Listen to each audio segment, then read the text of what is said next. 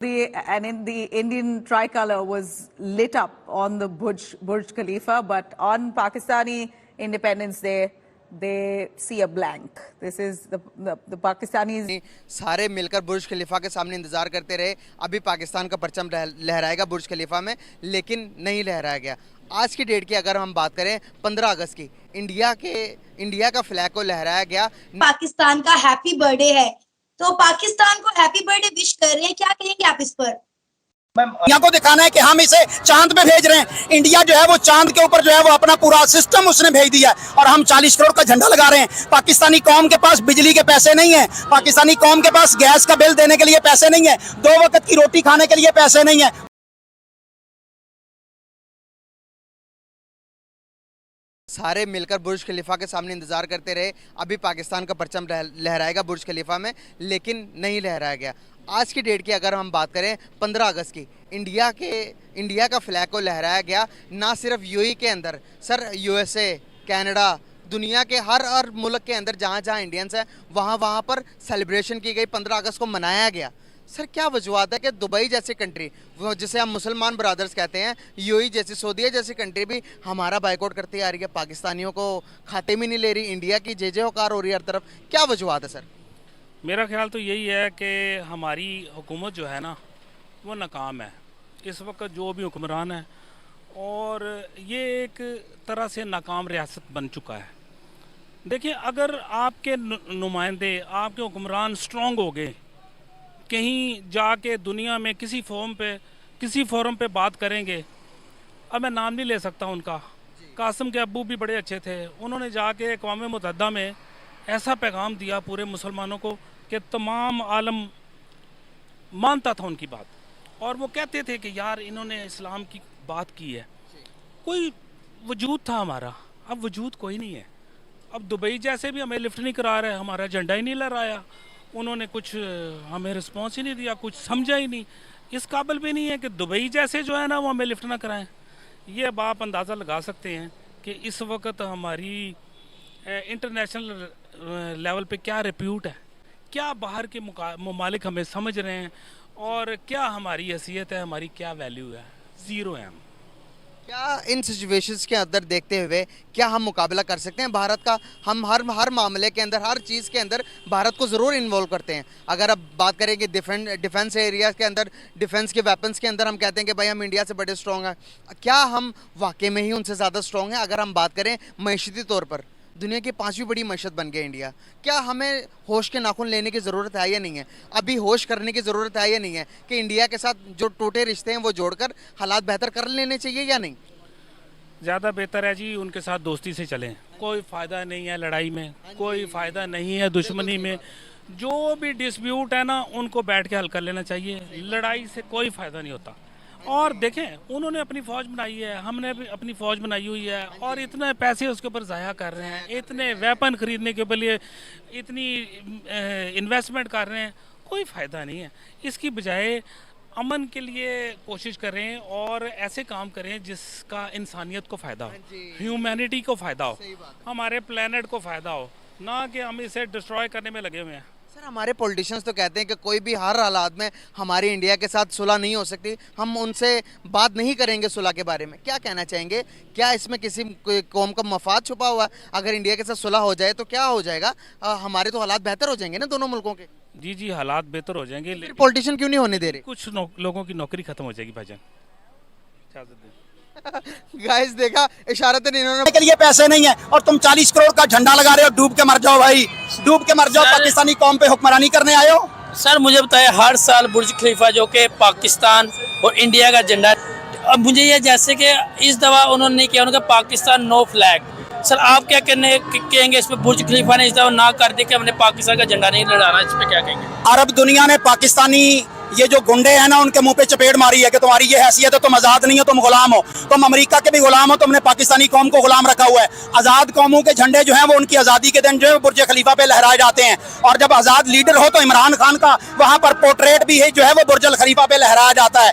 ये इन बेचारों की औकात ही नहीं है कि इनको आज़ादी का सिंबल दिया जाए। ये तो गुलाम है, गुलामों की कभी भी आज़ादी दुनिया सेलिब्रेट नहीं करती। तो क्या पड़ा था यूएई को कि वो पाकिस्तान का झंडा जो है वो लहराते? आज हमारे दिल जख्मी है, आज हमें हमें दुख है कि पाकिस्तान का झंडा वहीं नहीं लहराया गया। इंडिया के झंडे वहां लहराए जाएंगे। कल इंडिया का झंडा वहां लहराया जाएगा तो पाकिस्तान के बड़े बड़े जर्नैल जो हैं उनके लिए डूब मरने का मकाम होगा कि तुम ये जंग हार चुके हो। तुम इमरान खान के खिलाफ कभी डायरी लेके आते हो, कभी तुम उसके खिलाफ कोई चीज झूठे केस लेके आते हो। अगर तुम्हारे पास यही कुछ रह गया ना और आज़ादी के मौका पर दफा 144 ही रहना लग गया है तो जाओ जाके इमरान खान के पांव पकड़ लो, उसे कहो आओ भाई बाप आके हुक्मरानी करो। और तुम ना करोगे फिर भी कौम उसे लेके आएगी। जब भी इलेक्शन होगा 3 माह के बाद कानून के अंदर हो या 6 माह के बाद हो, जब भी इलेक्शन होगा पाकिस्तानी कौम वोट इमरान खान को देगी। सर मुझे ये बताएं, हम साया मुल्क की बात करते हैं क्योंकि हम इकट्ठा ही थे, एक लाइन का ही फर्क है। वो उनकी 15 अगस्त है, वो कहते हैं हम आज़ाद है, पाकिस्तान अवाम आज़ाद नहीं है। उन्होंने चंद्रयान 3 रॉकेट वो अपना चांद पे भेज दिया, मगर हम यहाँ पे देखते हैं हमारे मुल्क के हालात इतने ख़राब हो चुके हैं। लोगों के पास, अगर आपने इतना छोटा झंडा लिया, लोगों के पास पैसे नहीं है कि झंडा परचेज कर सके। उन्होंने एक हर घर जो है ना तिरंगा, एक उन्होंने स्कीम चलाई, उन्होंने एक कैंपेन चलाई है, उसमें उन्होंने फ्री कैंप बनाया, एक फ्री कैंप में फ्री झंडा दे रहे हैं। वो हमारे हुक्मरानों ने ऐसा क्यों नहीं सोचा कि हम भी आवाम के लिए कुछ करें। हम फ्री झंडे, इतने महंगे झंडे हो गए हैं, उन्होंने हर आवाम के लिए फ्री झंडा उन्होंने बना दिया कि आप 15 अगस्त के लिए फ्री झंडा आपको। मेरे भाई, इंडिया ने अगर चंद्रयान बनाकर चांद पे भेजा है ना तो हमने नवाज शरीफ को 50 रुपए के स्टाम्प पेपर पर लाहौर हाई कोर्ट ने लंदन में भेजा है। हमने पहले भेजा, जीत के दिखाओ इंडिया वालों, तुम कैसे मुकाबला कर सकोगे हमारा इस वक्त इंडिया लंदन में जो है वो कब्जा हो चुका है। हमने यहाँ से अंग्रेज भगाए थे और वहां जाके लंदन खरीद लिया हुआ है। तुम कैसे मुकाबला करोगे? हमारे हुक्मरान जो है वो हीरे होते हैं, ये इंडिया को कभी नहीं जीतने देंगे। पाकिस्तानी कौम ही भूल में है।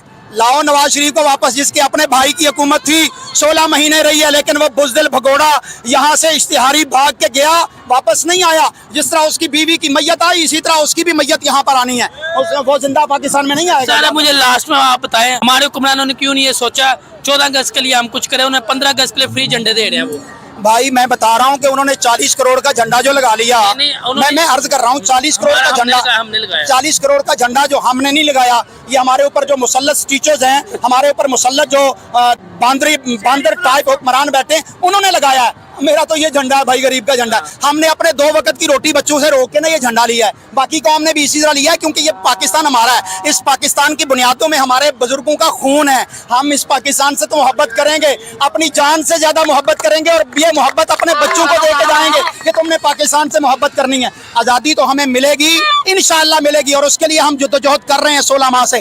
तिरंगा जो है वो मुफ्त भी दे लें, लेकिन उसकी इज्जत नहीं होगी, इज्जत इसी हिलाली परचम की होनी है इंशाल्लाह। अच्छा मुझे लास्ट में बताया सर, मुझे बताया कुछ लोग कैंपेन चलाई, उन्होंने कहा जी हम इस दफा 14 अगस्त नहीं मनाएंगे, हम गुलाम कौम है, हम 14 अगस्त नहीं मना सकते। सर आप क्या कहें? पहली बात यह है कि हम ऐसे लोगों को कंडेम करते हैं, और ये मैं उन लोगों से जो ताकतवर हल्के हैं उनसे पूछना चाहता हूं कि ये 76 वर्षों में पहली मर्तबा ऐसा हुआ है कि कौम के दिल के अंदर ये ख्यालात तुम्हारे जुल्म जबर और तुम्हारी फिरौनियत की वजह से हुआ है, वगरना पाकिस्तानी कौम तो इसके लिए जाने देती है। आज भी जो फौजी बॉर्डर पे खड़े होकर जाने दे रहे हैं वो मेरे पाकिस्तानी हैं, वो पाकिस्तान के लिए जान देते हैं। अगर तुमने ऐसा माहौल पैदा किया है, पहले तो बात है कि मैं उनको कंडेम करता हूँ। आज मैं इसके बावजूद की हाल में आप फोकस जहां पे करते हो ना, वहीं पे तरक्की आपको मिलती है।